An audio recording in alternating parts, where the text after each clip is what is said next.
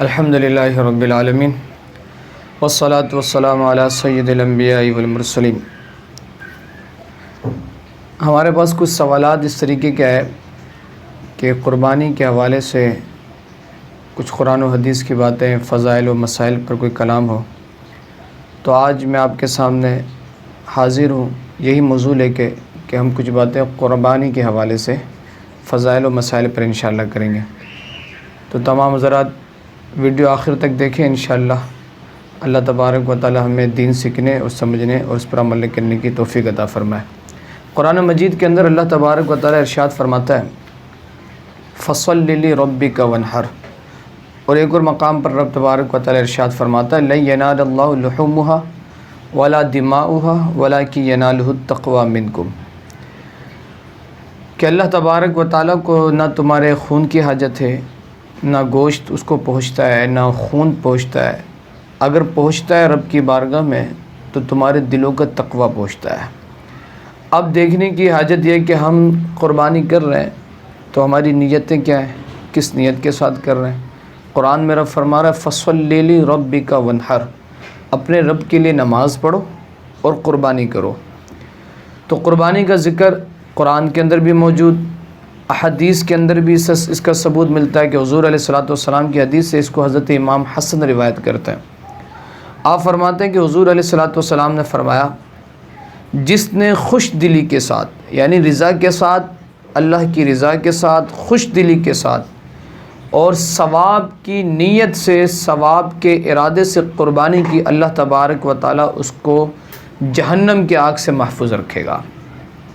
یعنی جو قربانی کر رہا ہے اس نیت کے ساتھ کر رہا ہے اللہ کی رضا کے لیے، اللہ تبارک و تعالی کی رضا کے لیے، اور خوش دلی کے ساتھ کر رہا ہے، اللہ تبارک و تعالی اس کو جہنم سے محفوظ رکھے گا۔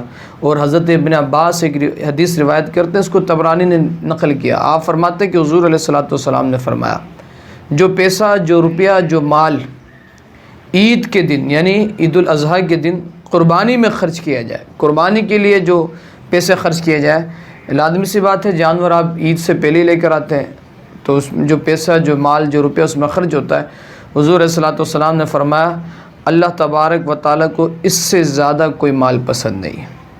وہ مال سب سے زیادہ پسند ہے جو قربانی میں اللہ تبارک و تعالیٰ کے لیے خرچ کیا جا رہا ہے۔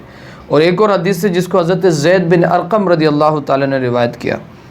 آپ فرماتے ہیں کہ صحابہ حضور کی بارگاہ میں آئے، عرض کرنے لگے یا رسول اللہ یہ قربانیاں کیا ہیں؟ یہ جو قربانی ہے وٹ از قربانی ہے، قربانیاں کیا ہیں یہ ساری چیزیں؟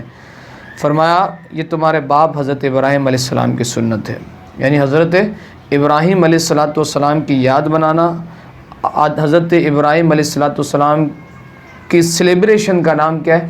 قربانی۔ اور فرمایا لوگوں نے عرض کی یا رسول اللہ ہمارے لیے اس میں کیا ثواب ہے؟ یہ تو یاد منانا حضرت ابراہیم کی ہے، لیکن ہمارے لیے اس میں کیا ثواب ہے؟ میرا آقا علیہ الصلوۃ والسلام نے فرمایا ہر بال کے مقابلے میں ایک نیکی، ہر ایک بال کے بدلے میں ایک نیکی۔ صحابہ نے عرض کیا یا رسول اللہ بال نہ اون ہو، اگر جانور کے جسم میں جو کھال ہے وہ اون کی ہو تو پھر فرمایا اون کے بھی ہر بال کے بدلے میں اللہ تبارک و تعالیٰ ایک نیکی عطا فرماتا ہے۔ تو کتنی بڑی بات ہے، کتنا اس میں۔ اور قربانی کا فلسفہ اگر آپ دیکھیں نا پیچھے، تو یہ حضرت ابراہیم اور حضرت اسماعیل کی یاد ہے۔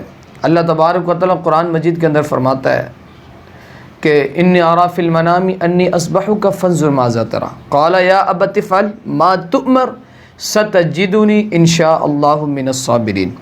حضرت ابراہیم علیہ الصلوۃ والسلام ایک خواب دیکھتے ہیں، اس خواب کو حضرت اسماعیل سے اس کا ذکر کرتے ہیں اور کہتے ہیں میرے بیٹے میں نے خواب دیکھا۔ کیا دیکھا؟ انی ارا، میں خواب میں دیکھتا ہوں، فی المنام انی اذبحک، میں تجھے ذبح کر رہا ہوں، فانظر ماذا تری، تیرا اس بارے میں کیا خیال ہے، کیا اوپینین ہے، کیا نظریہ ہے؟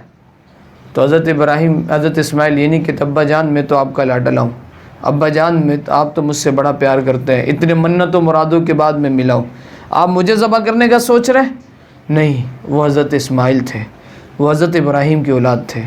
وہ فرمایا عرض کرنے لگے قال یا ابت افعل ما تؤمر، اے میرے ابا جان، اے میرے پیارے بابا جان، افعل ما تؤمر، جو آپ نے دیکھا نا وہ کر لیجئے۔ یہ نہیں کہا کہ ایسا کیجیے ویسا کیجیے، صبح ذبح کریں، اس چھری سے کریں، ایسی نہیں کریں ویسے نہیں کریں، یا صدقہ کر دیں یا فدیہ دے دیں، کچھ کوئی اور الٹرنیٹ کام کر لیں، کوئی دعا کر لیں. کہا نہیں، یا ابت افعل، قرآن کہتا ہے یا ابت افعل، اے میرے ابا جان افعل، وہ کیجئے، ما تؤمر، جو آپ نے دیکھا، ستجدنی انشاء اللہ من الصابرین، ان قریب آپ مجھے اللہ تبارک و تعالیٰ کی بارگاہ میں صبر کرنے والا پائیں گے. کتنی بڑی بات ہے. تو پتہ یہ چلا کہ قربانی کا فلسفہ یہی ہے کہ یہ جو قربانی ہم عید الاضحیٰ کے دن جانوروں کی پیش کر رہے ہیں تو یہ علامتی قربانی ہے، اس بات کی یا اللہ آج مال کی ضرورت، آج مال پیش کرنے کا وقت آیا تو آج ہم مال دے رہے ہیں، کل اگر اولاد پیش کرنے کا وقت آئے گا تو ہم تیرے لیے، تیرے رسول کے لیے، دین کے لیے اولاد دینے سے بھی پیچھے نہیں ہٹیں گے اور اپنی جانوں کا نذرانہ پیش کرنے سے بھی پیچھے نہیں ہٹیں گے. یہ سمبل ہے، علامتی قربانی ہے، اس بات کے لیے کہ ہم اپنا سب کچھ اللہ اور اس کے رسول کے لیے قربان کر دیں، اپنے نفس کو قربان کریں، ہم گناہوں سے کی خواہشات کو قربان کریں. یہ ساری چیزیں اس بات کی، یہ تو وجہ ہے کہ حضرت مولا کائنات فرماتے ہیں کہ رسول اللہ صلی اللہ علیہ وسلم نے فرمایا، اے فاطمہ کھڑی ہو جاؤ اپنی قربانی کے پاس. قربانی کے بعد حضرت فاطمہ کو کھڑے ہونے کو حکم میرا آقا علیہ الصلوۃ والسلام فرما رہے ہیں. فرمایا قربانی کے پاس کھڑے ہوا کرو، حاضر ہوا کرو، کیوں؟ قربانی کے خون کے پہلے قطرے گرنے سے ہی اللہ تبارک و تعالیٰ تمہارے اگلے اور پچھلے گناہوں کو معاف فرما دیتا ہے. اور قربانی کا جانور قیامت کے دن اپنے خون اور گوشت کے ساتھ لایا جائے گا. جو جانور آپ نے قربان کیا اللہ کے لیے، خون اور گوشت کے ساتھ لایا جائے گا اور اس کے 70 درجے بڑھا کر میزان میں اللہ تبارک و تعالیٰ اس کو رکھے گا، اس سے وزن کرائے گا.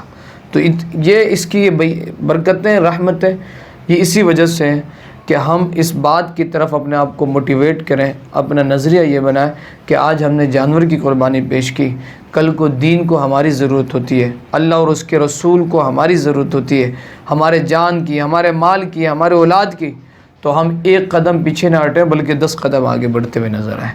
اللہ تبارک و تعالیٰ ہم سب کو صحیح معنوں میں قربانیاں اللہ کی بارگاہ میں پیش کرنے کی توفیق عطا فرمائے.